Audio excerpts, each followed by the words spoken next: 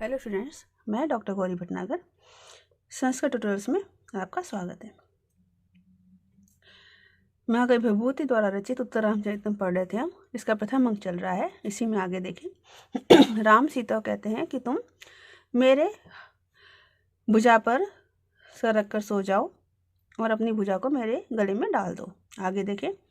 तथा कार्यन, वैसा ही कराते हो, अर्थात भुजा गले में डलवाते हुए शांतम आनंद के साथ। प्रिय किम एतत्, यह क्या है उसको श्लोक में देखें। विनिश्चेतुं शक्यो न सुखमिति वा दुःखमिति वा प्रमोहो निद्रा वा किमु विषविसर्पः किमु मदा तब स्पर्शे स्पर्शे मम ही परिमूढ़ेन्द्रिय गणो विकारः चैतन्यम भ्रमयति च सम्मील्यति च। अब कह रहे हैं तब स्पर्शे स्पर्शे, तुम्हारे दो बार प्रयोग होने से, पुनरुक्ति होने से क्या हो गया? प्रत्येक स्पर्श में, तुम्हारे प्रत्येक स्पर्श में। परिमूढ़ इंद्रिय गणों, इंद्रिय गण में समूह को, परिमूढ़ मूढ़ करने वाला, इंद्रिय समूह को जड़ कर देने वाला।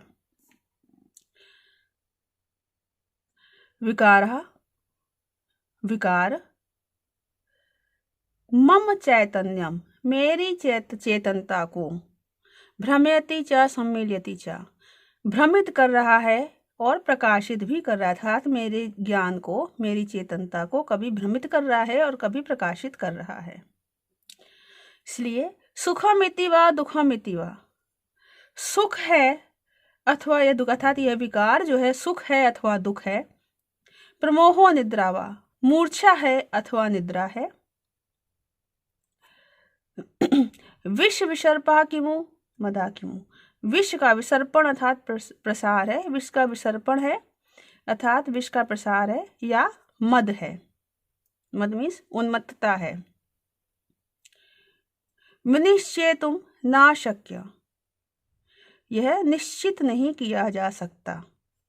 मतलब राम जो है सीता के स्पर्श के विषय में कह रहे हैं कि तुम्हारा जो प्रत्येक स्पर्श है वो इंद्रिय समूह को जड़ कर देने वाला विकार है, जो मेरी चेतनता को, मेरे ज्ञान को कभी तो भ्रमित कर देता है और कभी प्रकाशित कर देता है। तो वो कहना चाहते हैं कि ये तुम्हारा जो स्पर्श है, सुख है, दुख है, मूर्छा है, निद्रा, जो भी कुछ है, यह मैं निश्चय नहीं कर पा रहा हूँ, ये मेरे समझ से, निश्चय से परे है। फिर से देखेंगे।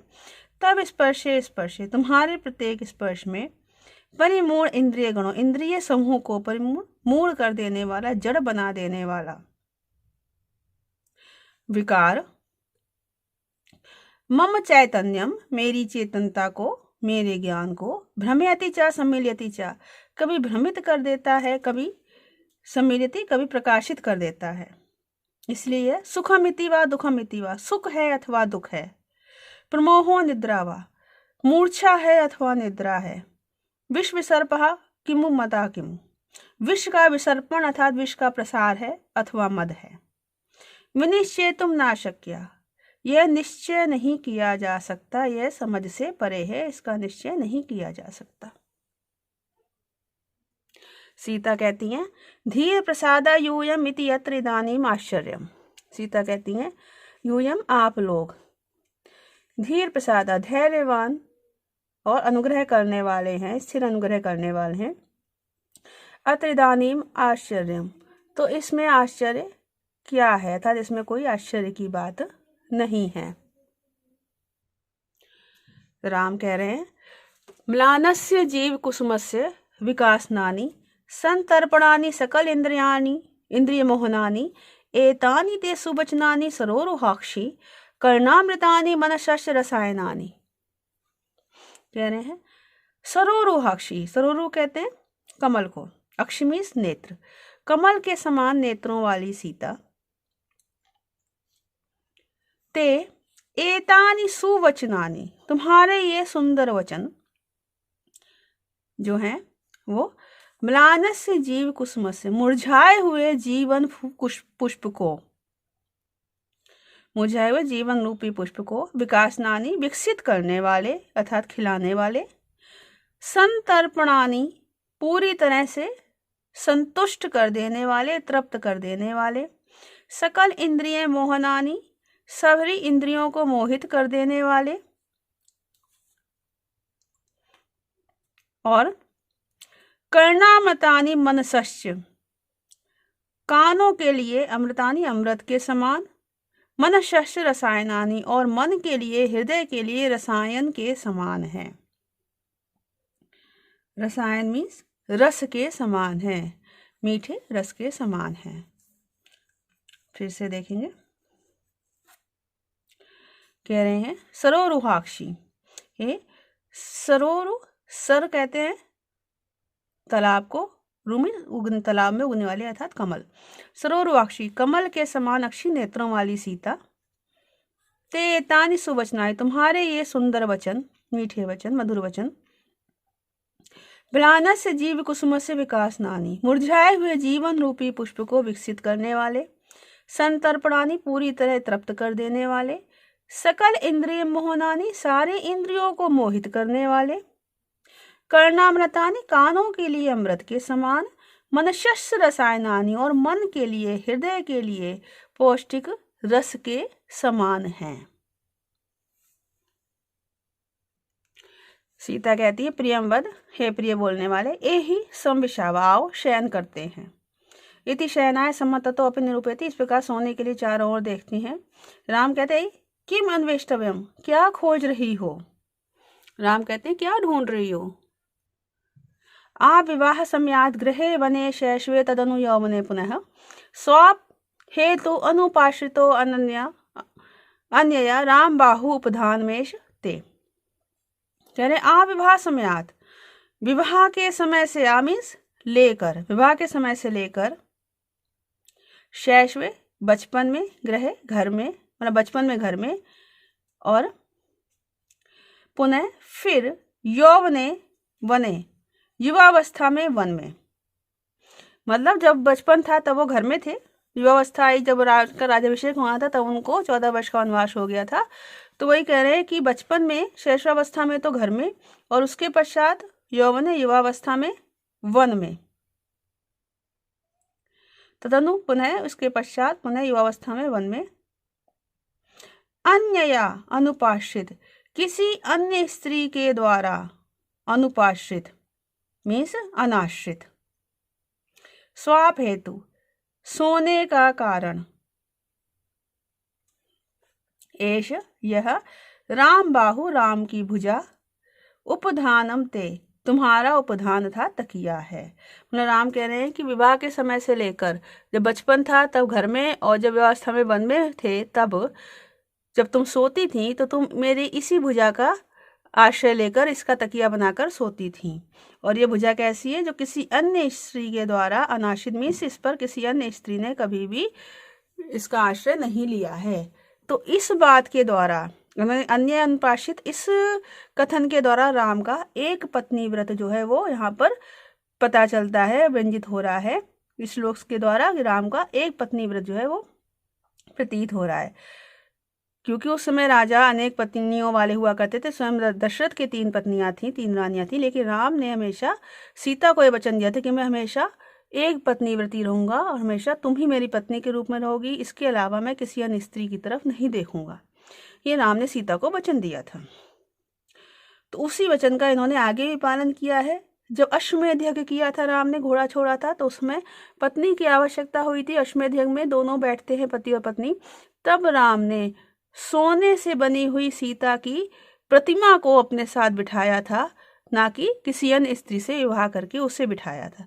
तो राम ने उस एक पत्नी व्रत का बाद तक पालन किया है। फिर से देखेंगे, आ विवाह समयात्, विवाह के समय से लेकर,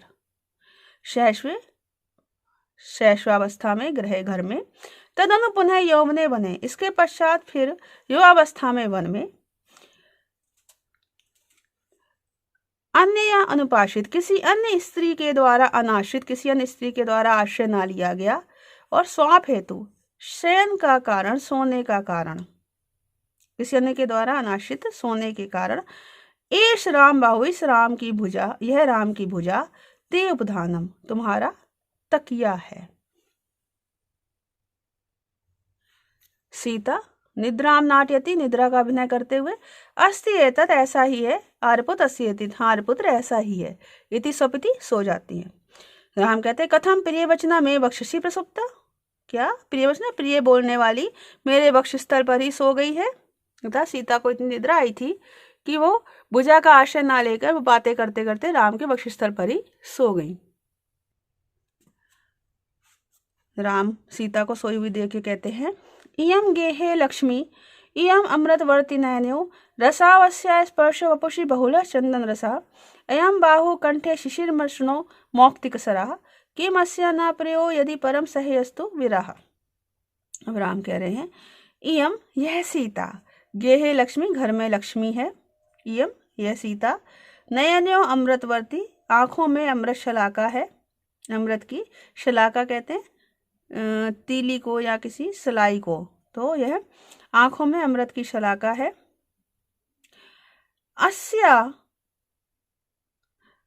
असौ स्पर्शा इसका यह स्पर्श, वपुषी शरीर पर, बहुलहा चंदन रसा अत्यधिक चंदन के रस के समान है। इसका स्पर्श शरीर के ऊपर बहुला अत्यधिक प्रचुर मात्रा में चंदन के रस है, चंदन का रस है।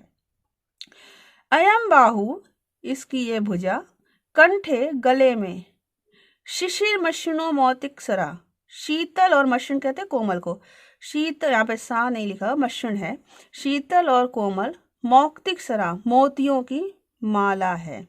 कि जो अस्या इसका, इसकी, किम ना प्रिया क्या वस्तु प्रिय नहीं है, तू किंतु विरहा यदि विरह तो वियोग तो परम अस्या अत्यधिक असह्य है। इस श्लोक के माध्यम से आगे की घटना की सूचना थोड़ी सी दी गई है कि राम कह रहे हैं कि सीता की हर वस्तु प्रिय है, घर में लक्ष्मी के समान है, नेत्रों में अमृत की शलाका है और इसका जो स्पर्श है वो शरीर के ऊपर चंदन के रस के समान अत्यंत शीतल है। इसकी भुजा जो है मेरे गले में जो पड़ी हुई है ये शीतल और कोमल मोतियों के हार के समान है। तो राम कहते हैं कि इसकी कौन सी ऐसी वस्तु है, कौन सी ऐसी चीज़ जो प्रिय नहीं है, लेकिन अगर इसका वियोग होता है तो वो तो असहनीय सहन करने योग्य नहीं है। तो आगे घटना सूचना दी गई है कि सीता का वियोग आगे भी होना है राम से, और फिर राम का जो स्थिति होगी उनके वियोग में उसका भी यहाँ पर थोड़ा सा हिंट दी गई है कि राम कहते हैं इसका वियोग अगर होता है तो मेरे लिए वो असह्य है। फिर से देखेंगे, इयम गेहे लक्ष्मी या सीता घर में लक्ष्मी है, इयम नयने अमृतवर्ती यह नेत्रों में अमृत शलाका है, अस्या असौ स्पर्श है इसका यह स्पर्श, वपुषी शरीर पर, बहुला चंदन रसा प्रचुर मात्रा में चंदन का रस है, अर्थात बहुत अधिक चंदन का रस लगाया हो और बहुत ठंडक दे रहा हो ऐसा इसका स्पर्श है। अयम बाहु इसकी भुजा, यह भुजा, कंठे गले में, शिशिर मशीन मौक्तिक सरा शीतल और कोमल मोतियों की माला है। अस्या किम ना प्रिया इसकी कौन वस्तु प्रिय नहीं है, तू किंतु यदि विरहा वियोग तो परम असह्य अत्यधिक असह्य है, अर्थात असहनीय है, सहन करने योग्य नहीं है। प्रवेश करके तथा प्रतिहारी आता है, देव उपस्थित है।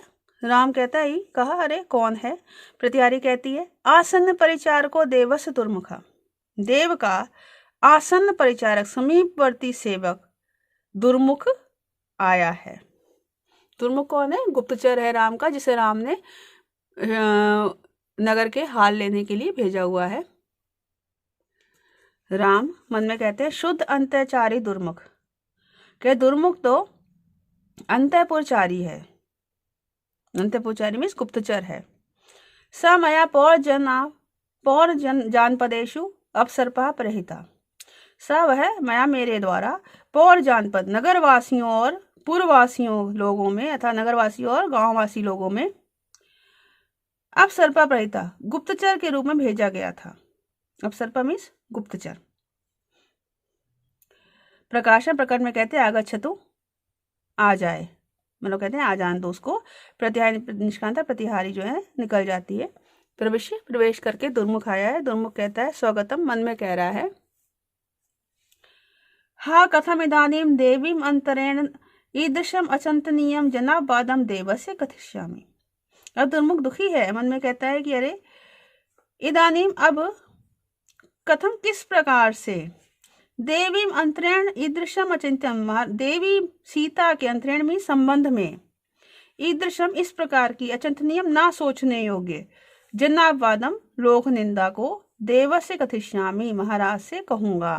मतलब दुखी हो रहा है कि रानी सीता के विषय में जो लोकावाद फैला हुआ है, लोक निंदा फैली हुई है, मैं उसको राम से कैसे कहूं।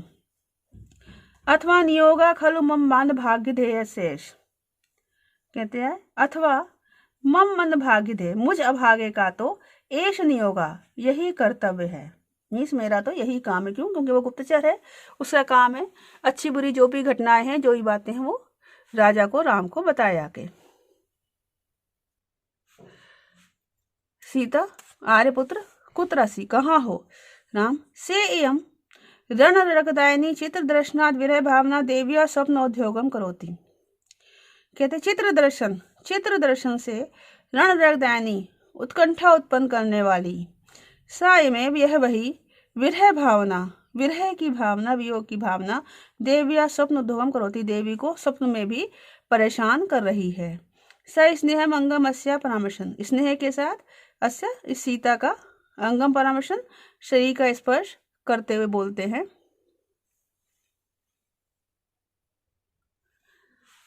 अद्वैतम सुख दुखियो अनुगतम सर्वासु अवस्थासु यत विश्रामो हृदय से यत्र जरसा यस्मिन हार्यो रसा, कालेन आवरणत्यात् परिणते यत प्रेम सारे सितम भद्रम तस्य सुमांशस्य कथमपि एकम ही तत्प्राप्यते। इस श्लोक में दाम्पत्य जीवन के विषय में बताया गया है राम के माध्यम से कि यत जो अर्थात जो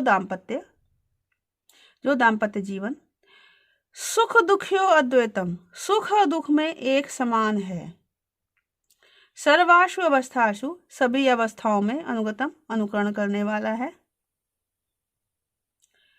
यत्र हृदयस्य विश्रामः, जिसमें हृदय को विश्राम मिलता है, आराम मिलता है, यस्मिन रसा जरसा आहार्या, यस्मिन जिसमें, रसा मीन्स प्रेम भाव को, जरसा आहार्या वृद्धावस्था भी आहार्या दूर नहीं कर सकती है, वृद्धावस्था भी जिसको नष्ट नहीं कर सकती है, किसको? प्रेम भाव को। यत जो, यत मीन्स जो, कालेन आवरणात्यात्, जो कालेन समय से, आवरण अत्यात विवाह से लेकर अत्यात मृत्यु तक,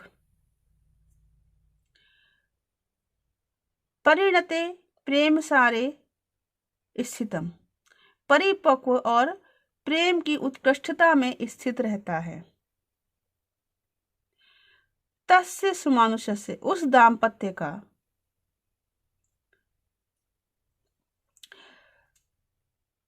तत् एकम भद्रम वह एक कल्याण, कथमपि प्राप्यते किसी प्रकार ही प्राप्त किया जाता है, अर्थात बड़े पुण्य से प्राप्त किया जाता है। मतलब यहाँ राम बता रहे हैं कि जो दाम्पत्य जीवन है वो सुख और दुख में एक समान रहता है, अर्थात चाहे सुख हो चाहे दुख हो, आपस में पति पत्नी जो है एक समान ही रहते हैं, एक समान ही सुख दुख को झेलते हैं, एक समान सुख दुख में व्यवहार करते हैं, सभी अवस्थाओं में अनुकरण करने वाला है, अर्थात भले युवावस्था हो भले वृद्धावस्था हो, वो दाम्पत्य जो है वो एक समान ही होता है। और जिस दाम्पत्य जीवन में हृदय को आश्रम विश्राम मिलता है, आश्रय मिलता है, और जिसमें जो प्रेम की भावना है वो भले ही वृद्ध हो जाए फिर भी वो वृद्धावस्था भी इस प्रेम की भावना को दूर नहीं कर सकती है, कि ऐसा नहीं है कि जब तक वृद्ध नहीं होंगे तब तक ही प्रेम बना रहेगा, उसके बाद नहीं आएगा, ऐसा दाम्पत्य जीवन में नहीं होता। और जो समय से समय के द्वारा विवाह से लेकर मृत्यु तक जो है धीरे धीरे परिपक्व होता जाता है और प्रेम की अधिकता में स्थित होता जाता है, धीरे धीरे प्रेम की जो भावना है वो बढ़ती चली जाती है। तो उस दाम्पत्य जीवन का जो कल्याण है वो बड़े ही पुण्य से प्राप्त किया जाता है, प्राप्त होता है। फिर से देखेंगे एक बार, यत जो सुख दुखियो अद्वैतम, सुख और दुख दोनों में एक समान है। सर्वावस्थासोन्गतम, सभी अवस्थाओं में अनुकरण करने वाला है। यत्र हृदय विश्रामो, जिसमें हृदय को विश्राम मिलता है। यस्मिन रसा जरसा आहारो, जिसमें प्रेम भावना को वृद्धावस्था भी दूर नहीं कर सकती है। जो कालीन समय से आवरण अर्थात विवाह से लेकर मृत्यु तक परिणते प्रेम सारे सिता, परिपक्व और उत्कृष्ट प्रेम में स्थित होता है रहता है। तस्य मनुष्य, उस दाम्पत्य का एक तत् एकम भद्रम, वह एक कल्याण कथम अपि प्राप्यते, किसी प्रकार ही प्राप्त किया जाता है, अर्थात बड़े ही पुण्य से प्राप्त किया जाता है। तो इस वीडियो में इतना ही। साथ बने रहने के लिए धन्यवाद।